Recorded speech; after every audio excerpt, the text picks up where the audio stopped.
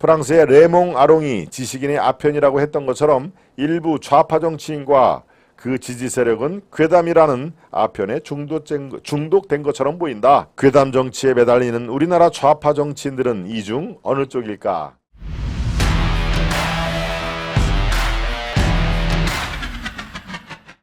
좌파 정치인의 아편, 괴담이다. 예, 괴담 정치에 대한 폐해, 이것은 여러분들께 여러 번 제가 강조하고 분석을 많이 해드렸는데, 네, 지금 김재형님이 장문의 메시지를 올려주셨는데요. 예, 한번 제가 소개를 해드릴까요? 어떤 내용인지.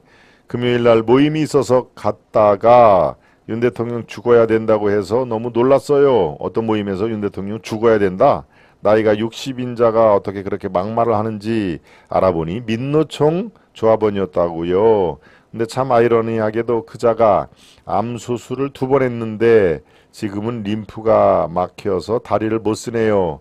입으로 지은 죄 본인에게 가네요. 아, 재영님이 최근에 어떤 모임을 갔더니 윤 대통령 당연히 끌어내야 된다, 죽여야 된다, 이런 얘기를 해서 깜짝 놀랐더니 민노총 조합원이더라.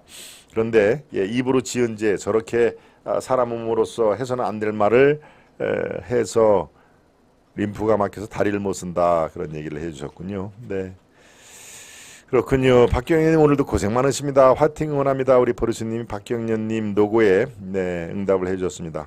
이제야 나라가 바로 서는 거 아닙니까? 간첩질 하다가 독립유공자, 민주유공자 가짜가 반치고 보훈부에서 전수조사에 새로 선정 국민혈세 회수를 바랍니다. 처벌해야 합니다. SGK님, 네, 김장훈님도 오셨고요. 선관위 해체돼야 합니다. 대선도 1, 2% 차이로 이재명 승리로 기획되었으나 여러 변수가 빗나갔다고 판단을 합니다. 우리 세븐님, 날카로우신 세븐님 말씀이었습니다. 네, 네 번째로 들어가겠습니다. 네 번째 제목이 좌파 정치인의 아편. 아까 설명을 제가 드렸죠. 오늘 제가 갖고 온 칼럼 제목이 그렇습니다. 좌파 정치인의 아편. 괴담 정치의 그런 이 우매함, 괴담 정치의 함정, 이런 것들을 아마 칼럼에 녹였을 텐데요. 조선 칼럼입니다. 조선의 강경희 논설위원인데 여러분들께서 생각하시는 거와 어떤 면에서 같고 어떤 면에서는 방향이 다른지 한번 살펴보도록 하겠습니다. 칼럼은 이렇게 시작을 합니다. 정전협정 70주년이 다가온다. 1953년 7월 27일 협정 이후 70년은 남북한 체제 경쟁의 역사라고 해도 과언이 아니었다. 얼마 전 전직 현직 경제부총리들이 참석한 가운데 경제개발 5개년 계획 60주년 기념 국제회의가 열렸다. 한국의 경제기적은 대한민국을 가리킨다는 것이 이제는 전 세계에 자명하지만 한때 북한에 그런 수식어를 붙여준 경제학자도 있었다. 영국 케임브리지대 출신의 저명한 여성 경제학자 조앤 로빈슨이라는 학자가 있었는데 1964년 북한을 방문하고 이듬해 좌파 비평지에 1964년 한국 경제기적이라는 글을 게재했다. 로빈슨은 북한을 빈곤이 없는 국가, 전후 다른 경제권의 놀라운 성장도 북한의 성취에 비하면 빛을 잃는다고 썼다. 만약 한국인들에게 선택권을 주어주면 모두 북한을 택할 것이라고도 했다. 물론 당시는 북한이 남한 경제력을 앞서던 시절이었다. 1964년이니까 그렇다는 얘기입니다. 우리 시청자 여러분들 64년 출생들이 있죠. 여러분들이 출생하실 때는 북한이 더 남한보다 더 잘 살았다. 이거는 역사적인 팩트니까요. 하지만 로빈슨은 1962년부터 시작된 북한의 독자 노선, 경제개발 7개년 계획, 그리고 독재라기보다는 구세주에 가깝다며 김일성 리더십을 놀랍도록 후한 평가를 내린 학자였다. 북한이 발전하고 남한은 쇠퇴하면서 휴전선이라는 거짓의 장막이 찢어질 것이라며 남한의 사회주의 흡수 통일도 예측을 했다. 로빈슨의 장담과는 달리 경제개발 계획을 통한 남북한 체제 대결은 북한의 처절한 실패로 끝났다. 하지만 1983년 사망 당시까지도 로빈슨은 판단 오류를 정정하지 않았다. 후기 케인스학파로 분류되며 상당한 학문적 성과를 인정받은 그였지만 현실 인식에서는 이처럼 어리석기 그지없었다. 좌파 지식인의 자가당착은 그뿐만이 아니었다.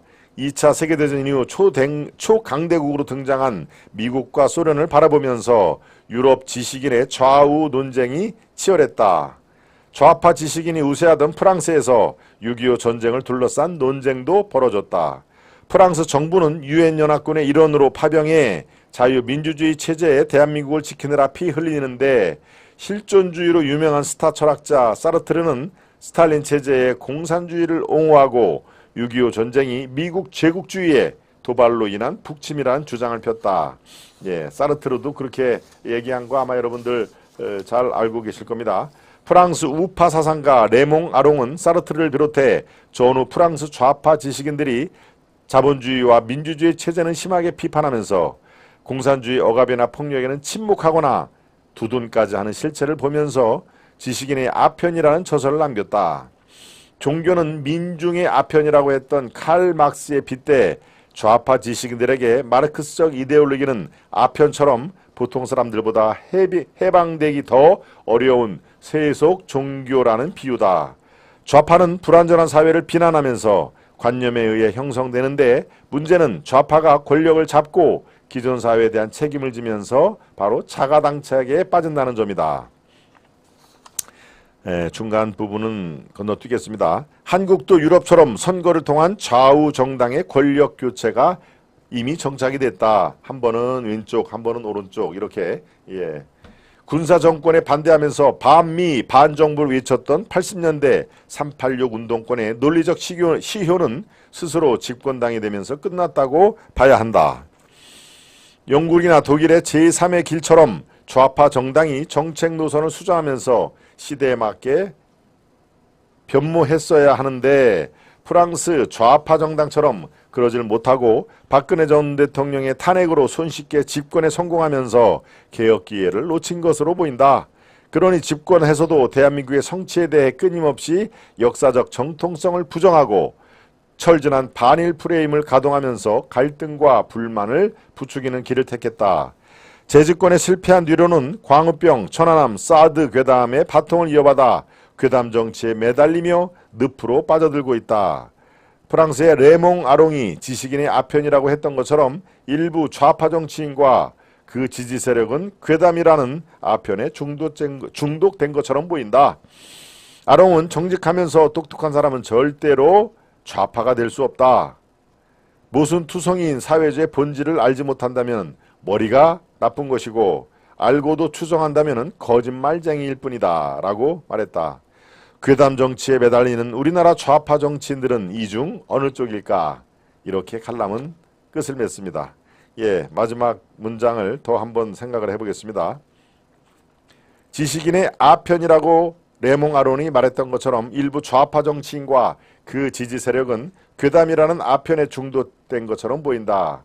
정직하면서 똑똑한 사람은 절대로 좌파가 될 수 없고 모순투성이인 사회주의 본질을 알지 못한다면 머리가 나쁜 것이고 알고도 추정한다면 거짓말쟁이. 자, 우리나라 좌파 정치인들은 과연 머리가 나쁜 것일까? 아니면 알고도 그렇게 맹목적인 추정을 하는 거짓말쟁이일까? 이런 화두를 던지는 내용입니다. 그래서 좌파 정치인의 아편, 이게 바로 괴담 정치의 본질이다 하는 그런 내용인데요. 여러분들 생각은 어떻습니까?